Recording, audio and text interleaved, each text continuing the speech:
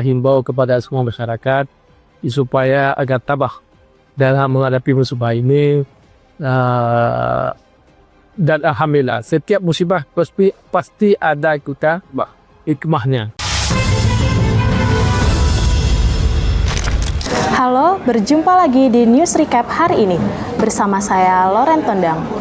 Berita pertama, Menteri Kehutanan Raja Juli Antoni menegaskan bahwa sejak dilantik oleh Presiden Prabowo Subianto pada tahun 2024, dirinya tidak pernah menerbitkan perizinan berusaha pemanfaatan hutan baru.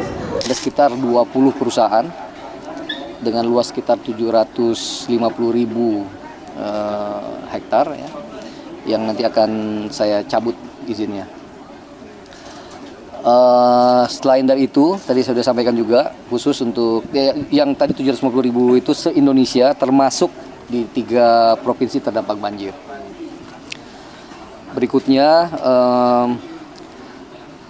kami sudah mengidentifikasi ada 12 subjek hukum perusahaan yang terindikasi, sekali lagi terindikasi, berkontribusi terhadap banjir.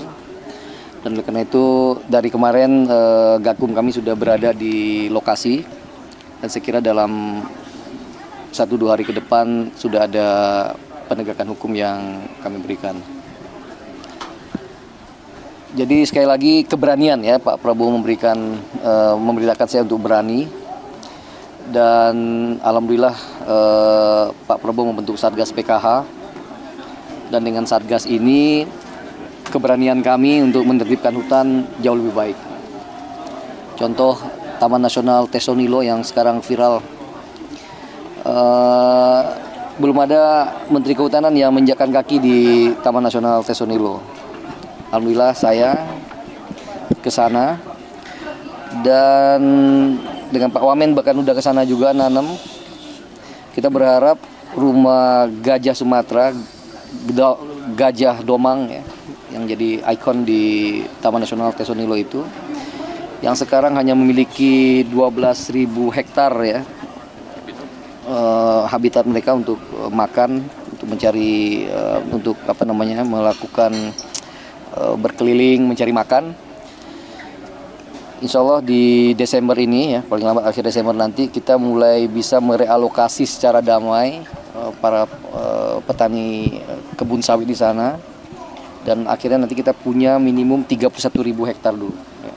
Yang kemudian nanti sisanya sekitar 50.000 lagi secara persuasif akan kita komunikasikan dengan masyarakat ya, agar sekali lagi perintah Pak Presiden, apa yang menjadi hak satwa, karena beliau seorang pencinta satwa ya, akan diberikan kepada satwa. Teman-teman masih ingat, bahkan beliau mendonasikan ya, awalnya 20.000 tapi sekarang dia bilang 90.000 ya, untuk kemudian untuk koridor gajah di Pesangan Aceh. Yang lain tentang isu tentang dari mana asal kayu yang ikut hanyut ya di banjir kemarin ya. Mungkin dalam waktu 1 jam lagi saya akan bertemu dengan Pak Kapolri. Saya sebenarnya sudah berkomunikasi dari beberapa hari yang lalu ya, tapi mencocokkan waktu yang belum bisa. Tapi tim sebenarnya sudah bergerak di bawah. Kami sudah punya MOU sebelumnya untuk menjaga hutan kita secara bersama-sama. Nanti Gakum dengan Kabar Eskrim, tapi kemarin juga ada dari Pak Pratikno ya, dan dari Pak Menko Pratikno, Pak Mensesnek, Pak Sekap, Mensekap juga sudah mengatakan, Pak Sekap untuk juga Satgas PKH ya. Jadi nanti tinggal diintegrasikan apa yang sudah kami kerjakan bersama dengan Satgas PKH. Insya Allah misteri tentang kayu itu dari mana akan segera terungkap, dan kita akan, apabila ada indikasi pidana, tentu kita akan tegakkan sekuat-kuatnya, seadil-adilnya. Yang lain apa? Silakan. Yang 12 tadi itu perusahaan mana saja? Oh, saya belum bisa sebutkan karena ini masih proses hukum ya. Nanti kita Berarti itu hanya dicabut izinan, dan nanti penegakan hukumnya akan seperti apa, Bang, untuk yang nanti yang penting kita udah identifikasi ya, ada indikasi tadi pelanggaran hukum. Selanjutnya apakah 12, apakah berapa persisnya, tentu nanti tergantung temuan di lapangan. Tapi identifikasi awalnya ada 12 subjek hukum. Jadi yang tidak ada itu yang di lokasi banjir Pak, yang 12 itu di lokasi banjir. Iya. Yang terkait dengan lokasi banjir. Salah satunya TPL bukan Pak? Saya tidak bisa jawab ya nanti supaya lebih ini. Dan itu di luar yang 20 Pak.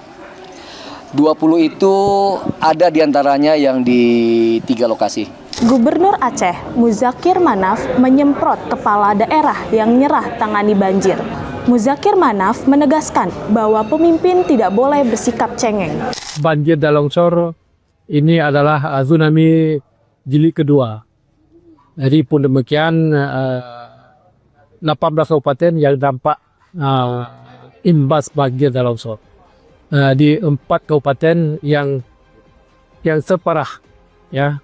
Jadi kita harapkan himbau kepada semua masyarakat supaya agar tabah dalam menghadapi musibah ini. Dan alhamdulillah setiap musibah pasti ada hikmahnya. Pusat tidak ada perhatian, menganggap bicara bencana biasa. Tapi coba kita buka mata hati kita, coba kita lihat masyarakat. Sampai kemarin saya buat, saya turun ke air. Sebenarnya skenario saya buat, saya turun ke air, suruh pakai payung, datang ke dalam air, supaya masyarakat mencaci saya. Kenapa mencaci? Supaya pusat tahu bahwa di Aceh Utara ini ada banjir. Padahal saya terjebak dalam air hampir 2 malam, tidak keluar.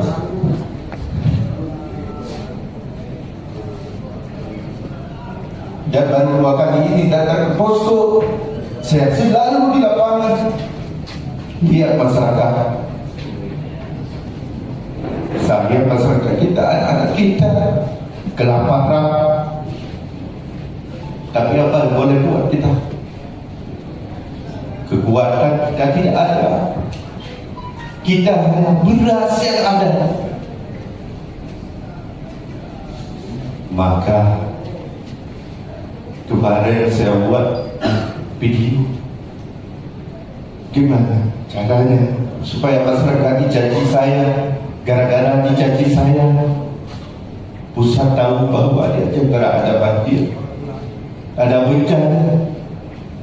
Kalau kita bilang yang benar, mereka tidak viralkan. Coba kita lihat di langkah di sawah lebih daripada tsunami. Kemudian perlu kita ketahui bahwa sampai saat ini Kabupaten Aceh Utara kita telah melaksanakan yang pertama posko induk. Posko induk di sini karena kenapa kita tidak membuat di landing? Karena putusnya sinyal dan listrik. Kemudian kita sudah membentuk posko di setiap kecamatan. Maka kemampuan kita yang ada di Aceh Utara kita salurkan melalui posko di kecamatan. Tapi sampai hari ini saya baru 2 kali ke posko di Pendopo untuk membuat rapat